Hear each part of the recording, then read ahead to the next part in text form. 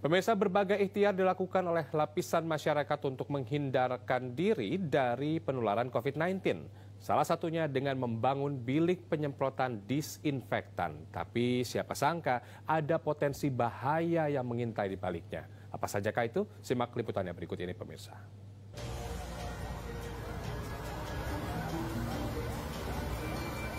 Upaya mencegah penyebaran dan penularan COVID-19 yang selama ini diupayakan dalam bentuk penyemprotan disinfektan ternyata menyimpan potensi bahaya. Zat kimia yang terkandung dalam disinfektan ternyata berbahaya jika langsung terkena kulit dan dalam jangka panjang dapat memicu kanker kulit. Padahal di beberapa daerah, sterilisasi dengan menggunakan penyemprotan disinfektan dijadikan salah satu cara andalan mencegah penularan COVID-19. Misalnya Polres Jepara, Jawa Tengah yang menerapkan tata cara ketat bagi siapapun yang akan masuk ke dalam bangunan kantor. Semua orang diwajibkan mencuci tangan dengan sabun cair, mencek suhu tubuh, kemudian disemprot cairan disinfektan di ruang sterilisasi. Biar aman, bebas virus ya. Ini apalagi ini kan emang corona itu kan sangat berbahaya sekali ya. Bahkan warga Taman Seruni, Taman Sari, Kecamatan Ampenan, Mataram, Nusa Tenggara Barat melakukan urunan untuk membeli disinfektan dan membangun bilik penyemprotan mandiri di depan pintu masuk kompleks perumahan. Warga meracik sendiri disinfektan yang mereka gunakan dalam alat semprot sederhana. Semua orang dan kendaraan yang masuk wajib disemprot. Kalau di sana kan ada pasar ya, yang masuk pasar harus pakai masker di sana, punya portal gitu. Oh, berarti tidak apa-apa ya kalau Tidak disemprot? apa-apa sih, kan mencegah COVID-19. Tidak hanya di gerbang, warga juga berkeliling menyemprotkan disinfektan ke rumah-rumah penduduk.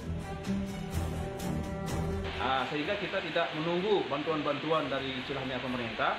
Kita adakan semacam giat hari ini untuk kita mencoba untuk istilahnya memutuskan rantai daripada virus yang sedang terjadi ini. Alternatif yang bisa dilakukan adalah membuat cairan disinfektan sendiri dari bahan alamiah. Misalnya dari buah dan daun maja yang diyakini mampu membunuh berbagai virus termasuk COVID-19. Buah maja sudah lama dikenal karena khasiatnya menyembuhkan berbagai jenis penyakit, mulai dari darah tinggi, kolesterol, batuk, pilek, paru-paru, asma, anemia, serta memulihkan luka dalam dan luar. Aparat Desa Gungayar, Cerme, Gresik, Jawa Timur membuat campuran sari buah maja, cairan pemutih, dan pembersih lantai, dan diaduk hingga berbusa. Cairan ini kemudian didiamkan semalam sebelum dibagikan kepada warga. Konsentrat ini kemudian dicampur 3 liter air bersih sebelum digunakan untuk penyemprotan. Bahwasanya buah mojo ini bisa untuk menangkal biotan corona. Buah mojo adalah buah yang kelelawar tidak berani untuk makan, ular pun tidak berani untuk makan. Selain dijadikan cairan disinfektan, buah maja bisa dijadikan minuman menyehatkan. Rasa buah maja sendiri adalah pahit dan sepet. Namun oleh warga dijadikan minuman yang menyehatkan untuk meningkatkan kekebalan tubuh. Padahal fakta baru dipaparkan Ketua Tim Pakar Gugus Penanganan COVID-19 yang menyatakan kandungan disinfektan berupa senyawa kimia hanya dapat digunakan untuk membunuh mikroorganisme virus dan bakteri pada permukaan benda mati.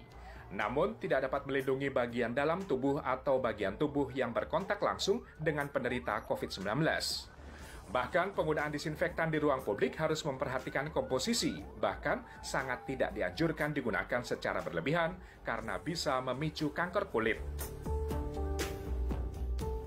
Penggunaan disinfektan dengan ruang chamber atau penyemprotan secara langsung ke tubuh manusia tidak direkomendasikan karena berbahaya bagi kulit, mulut, dan mata, menimbulkan iritasi.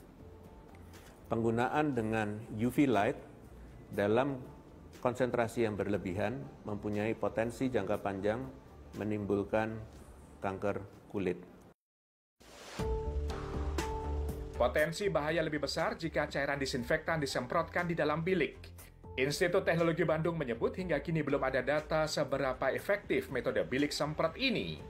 Karena ketika disinfektan disemprotkan dalam bilik, bisa jadi virus justru menyebar ke areal yang tidak terbasahi, sehingga membahayakan pengguna bilik selanjutnya yang bisa saja menghirup sisa virus yang tersisa.